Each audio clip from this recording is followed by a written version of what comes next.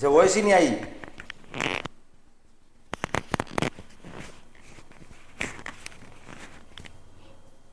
वाह भाई वाह,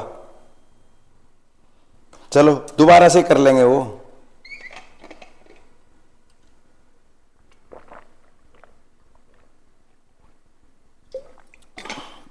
अभी आई क्या आवाज? अभी देखो।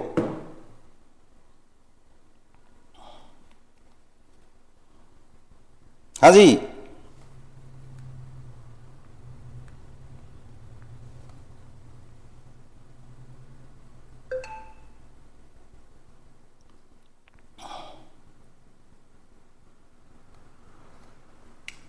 हेलो।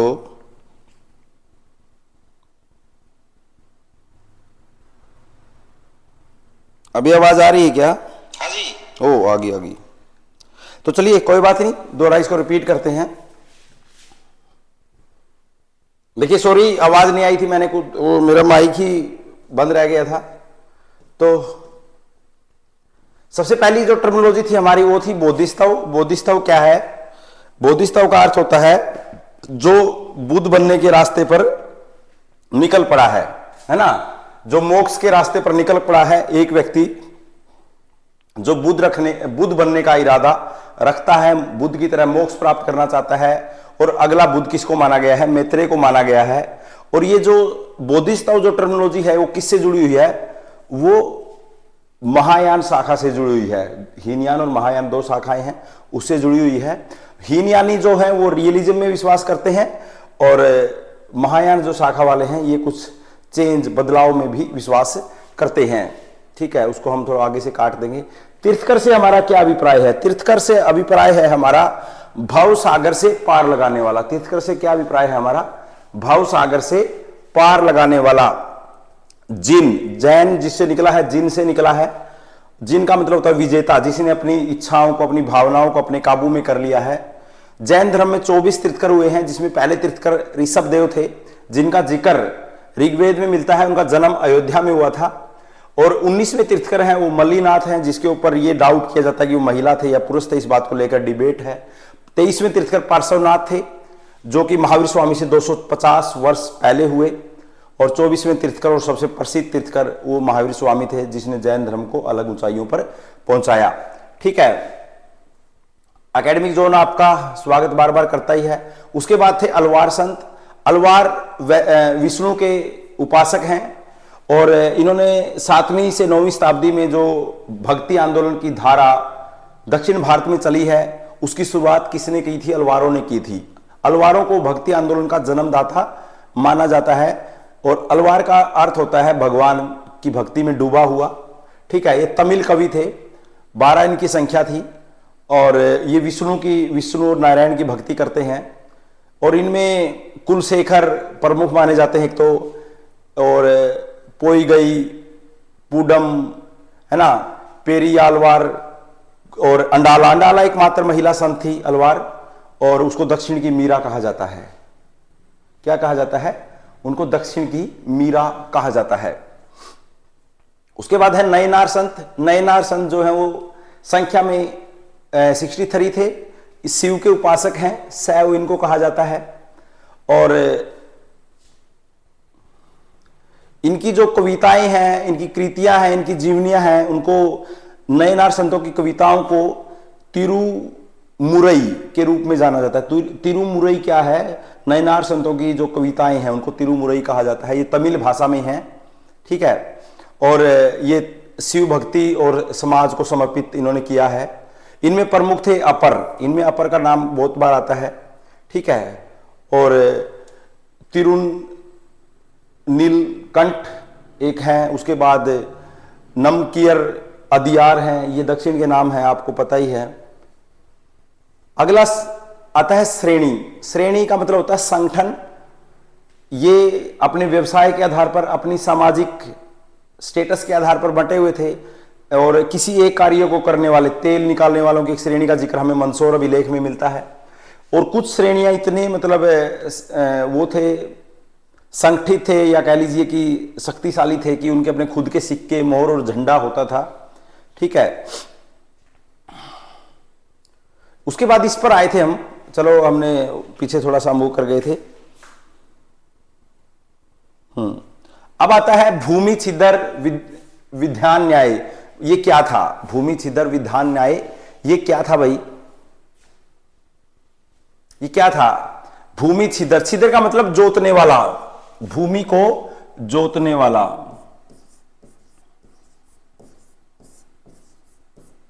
क्या था? जोतने वाला। अब क्या होता है भाई? इसका मतलब था ये किससे शब्द से जुड़ा है? या कह लीजिए भूमि का मालिक कौन?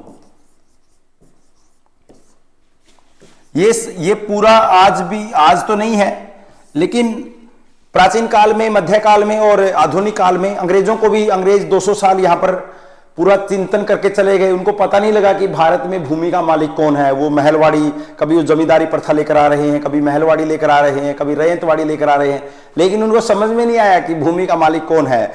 आज भी समझ में नहीं आता कि भूमि का मालिक कौन है, who is the real owner. और जैसे मिडिवल में भी ऐसा है कि हु इज द रियल, मतलब ओनर कौन है भूमि का। लेकिन बाद में एक बात कही गई कि ये शब्द आते हैं, एक राज्य जो है भूमि का कितना मालिक है, राज्य क्या ले सकता है? कर ले सकता है ना, क्या ले सकता है? कर।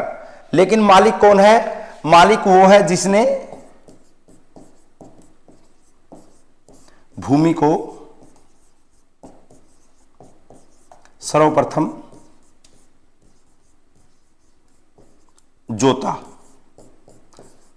जोता माने हल चलाया जिसने, छिद्र माने हल चलाया जिसने ना,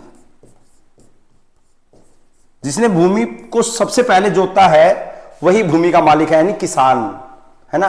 भूमि का मालिक कौन बताया गया? किसान भूमि का मालिक है। यहां पर ये उसी को लेकर है, भूमि छिदर न्याय विधान की भूमि का मालिक कौन, यानी जिसने भूमि को सबसे पहले जोता है उसी को भूमि का मालिक माना गया है ना। सबका मालिक कौन? सबका मालिक 400 पार। ठीक है, अगला क्वेश्चन आता है कर, भोग और भाग। ये कर है दो, एक तो भोग होता था, एक भाग होता था।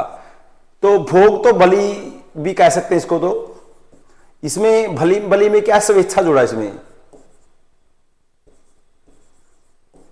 स्वेच्छा, ये भाग, ये इसमें परमानेंसी है। देखो, भाग के यह कर राजा को भूमि के उत्पादन से प्राप्त होने वाला छठा भाग था, 1/6 लिया जाता था ये। ठीक है, और भोग क्या होता था? बलि के रूप में अपनी स्वेच्छा से दिया जाता था, है ना। सबसे पहले तो क्या था? पहले तो ये बलि ही था, बाद में भाग हुआ, भोग से भाग आ गया, है ना। संभवतः राजा को हर दिन फल फूल सब्जियों के रूप में दिया जाने वाला कर, जो कि अनिवार्य या स्वेच्छा से दिया जाता था। ठीक है, भूमि कर भोग का उल्लेख जो है, भोग जो है इसका उल्लेख मनुस्मृति में मिलता है ना। और जो इसको इसी प्रकार भेंट नामक कर का उल्लेख किस में मिलता है? हर्षचरित में ना। हर्षचरित, बाण भट्ट की रचना है ये हर्षचरित। ठीक है, इसमें भेंट और मनुस्मृति में भोग, जो भोग है उसका उल्लेख हमें मिलता है। तो भाग क्या था? कर था, जो कि लगाया गया था, राज्य लेता था। भोग अपनी स्वेच्छा से दिया जाने वाला कर था वो। ठीक है, चलिए विशिष्टि, ये भी एक प्रकार है। विशिष्टि क्या था?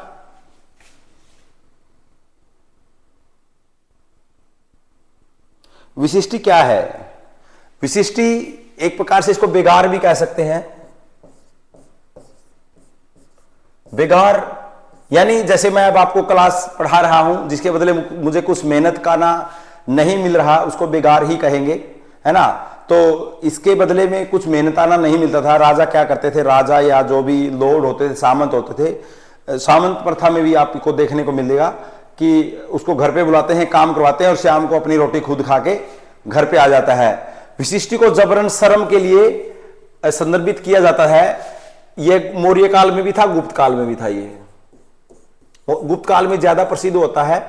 ठीक है, और भूमि अनुदान शिलालेखों में करों के साथ इसका उल्लेख किया गया था, जिससे ज्ञात होता है कि विशिष्टि को राज्य के लिए लोगों द्वारा भुगतान किया जाने वाला एक कर था, अर्थात आय का स्रोत माना जाता है। क्योंकि राजा काम करवाता है, जिसके बदले पैसा नहीं देता, उनसे किले बनवा रहा है, उनसे उसके अलग अलग तरह के सेवा करवाता है, लेकिन उनके बदले पैसा नहीं देता। वो इसलिए करवाता है कि भाई तुम्हें यहाँ रहना है तो करना ही पड़ेगा, जिसके बदले कुछ ना मिले, विदाउट श्रम, विदाउट, बिना मेहनताना कुछ नहीं मिलता, उसको विशिष्ट ही कहते हैं, बेगार कहते हैं। आगे आता है स्त्री धन। स्त्री धन का मतलब क्या है? स्त्री धन से हमारा अभिप्राय क्या है? ये स्त्री धन का प्रथम उल्लेख कहां मिलता है? अर्थशास्त्र में मिलता है ना, प्रथम उल्लेख। ये क्वेश्चन आया था, प्रथम उल्लेख मिलता है अर्थशास्त्र में, है ना। इसका प्रथम उल्लेख अर्थशास्त्र में मिला है, ठीक है। कौटिल्य के अनुसार एक राजा वह होता है जो लोगों की सुरक्षा और कल्याण को बढ़ावा देने के लिए हमेशा सक्रिय रहता है। कौटिल्य ने पहली बार अर्थशास्त्र में राज्य को परिभाषित किया। इसके अनुसार एक राज्य में लोग और शासक होते हैं, राज्य को नियंत्रित करने हैं, ठीक है। कौटिल्य का अर्थशास्त्र राष्ट्रीय आर्थिक नीति और सैन्य नीति पर का एक प्राचीन ग्रंथ है। यह विवाद का विषय है कि क्या उत्तर भारतीय मौर्यों के बाद ही महिलाओं के पास स्त्री धन का अलग से मालिकाना हक था। जहां तक विवाहित महिला की अलग संपत्ति स्त्री धन था ना, जो महिला को अपने ससुरा, अपने घर से मिलता था, है ना। ये स्त्री धन कौन सा होता था? जो महिला को अपने घर से मिलता था, उसको स्त्री धन की उसमें कहा जाता है, काउंट किया जाता है, जिसका उल्लेख कौटिल्य ने सबसे पहले किया है। इस तो ये बात ध्यान में रखना है ना, जो महिला को अपने उससे मिलता था, और महिला की मृत्यु के बाद वो सारा धन उसकी बेटी का हो जाता था, है ना। महिला की अगर मृत्यु हो गई तो वो धन किसका हो जाता था? उसकी बेटी का हो जाता था। स्मारक या पत्थर क्या, स्मारक पत्थर क्या थे? ये आपने महापाषाण सुने होंगे।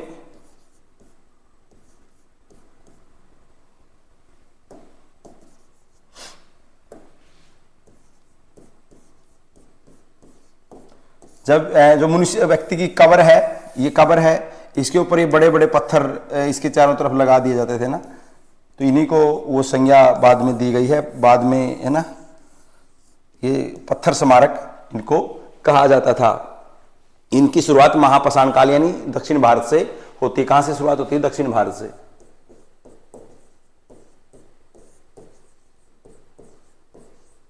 फिर कुछ ऐसे स्मारक जैसे स्तंभ लेखों के रूप में भी, ये स्तंभ लेख हैं जो ये भी स्मारक ही हैं, है ना, जो अशोक और इनके काल में करवाए गए, इनके ऊपर अभिलेख लिखे गए, है ना।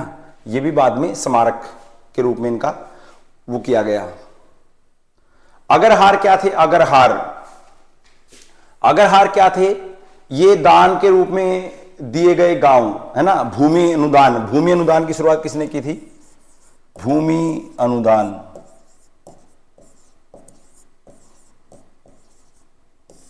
भूमि गांव के गांव दान दिए गए अग्रहार में। तो ये किसने शुरुआत की है? सातवाहन ने। किसने शुरुआत की है? सातवाहन शासकों ने की थी शुरुआत। सर्वाधिक जो ये दान किसने दिए हैं? अग्रहार। ये अग्रहार संस्कृत में पट्टे के अधिकारी से मुक्त भूमि, है ना, कर मुक्त भूमि होती थी, है ना, जो कि ब्राह्मणों को दिए जाते थे ना। ये किसको दिए जाते थे? अग्रहार, ब्राह्मणों को दिए गए दान थे ये, ठीक है।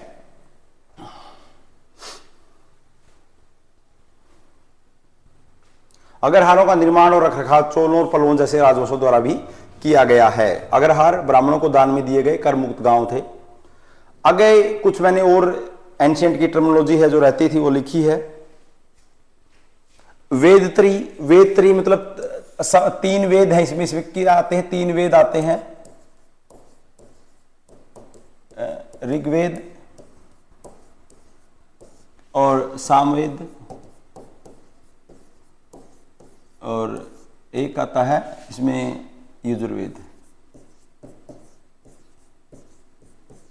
इन तीनों को सम्मिलित रूप से वेदत्री कहा जाता है। तीनों को सम्मिलित रूप से वेदत्री कहा जाता है। तो कई बार क्वेश्चन आता है कि वेदत्री में कौन सा वेद नहीं आता,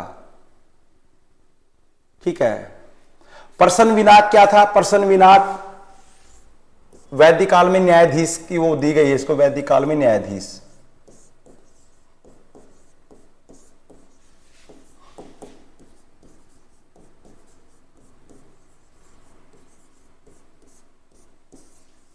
ध्यान में रखना। वारिसपति कौन होता था? वारिसपति, ये भी क्वेश्चन आया था, चारागाह भूमि का अधिकारी होता था ना।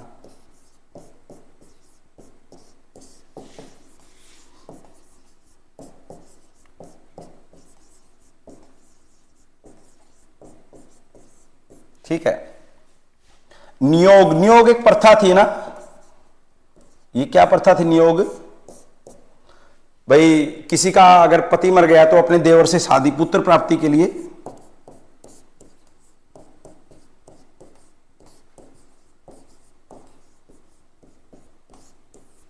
अपने देवर से शादी ना,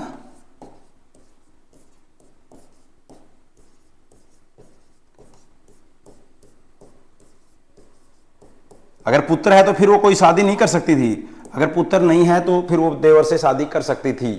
ठीक है, नियोग प्रथा ये होती थी। अगला आता है उपसंपदा। उपसंपदा होती थी बौद्ध धर्म में प्रवेश।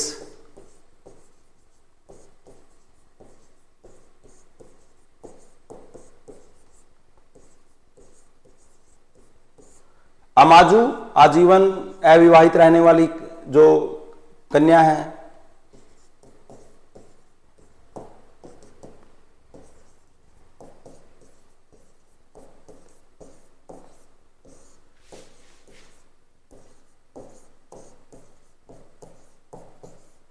ठीक है, कोश्य, ये शब्द आते हैं, ये ऐसे शब्द आए। कोश्य होता है रेशमी वस्त्र,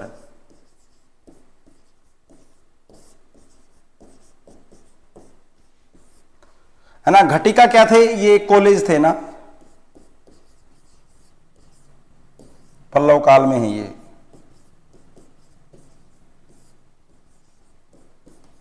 महाविद्यालय कह लीजिए इनको ना।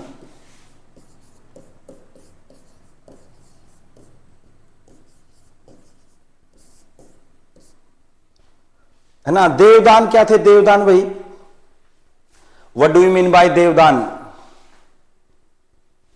देवदान थे मंदिरों को दान में दिए गए, मंदिरों को दान में दी गई भूमि ना।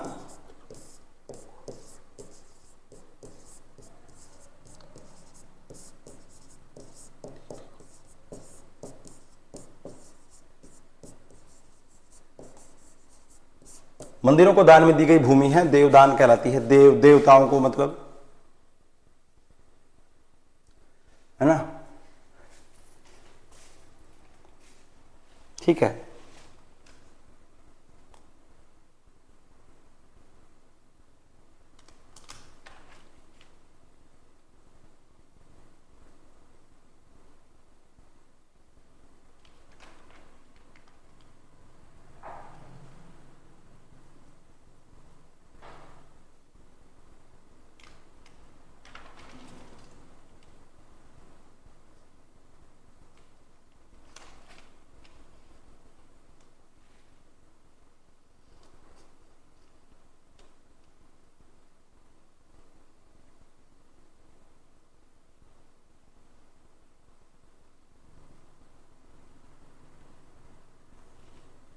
लिख लो फटाफट से।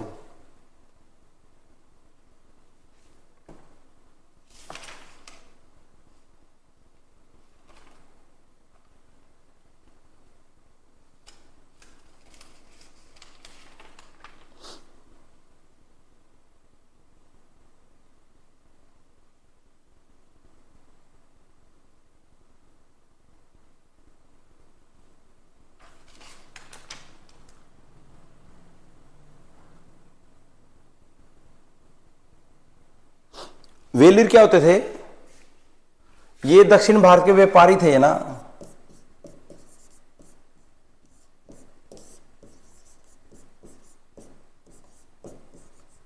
व्यापारी को कहते थे। और मलकर, मलकर किसने लगाया था? मलकर लिच्छवियों ने लगाया था।